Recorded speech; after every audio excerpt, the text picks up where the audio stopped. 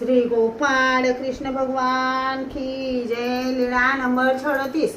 भट्टोबासांना विद्येची नावे निरूपण. एकेवेळी भट्टोबासांनी सर्वज्ञांना विनंती केली. जी जी विद्येची नावे निरूपण करावे जी. सर्वज्ञ म्हणाले, इंद्राच्या विद्येचे नाव अंकुश मुद्रा.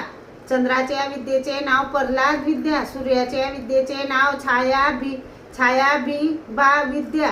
आणि सर्वज्ञ म्हणाले, शंकरी, शांभवी, शुद्ध, वेदवंती, ब्रह्मा, विष्णू, महादेव, शेष या चौघांची या चारही विद्या शाकरी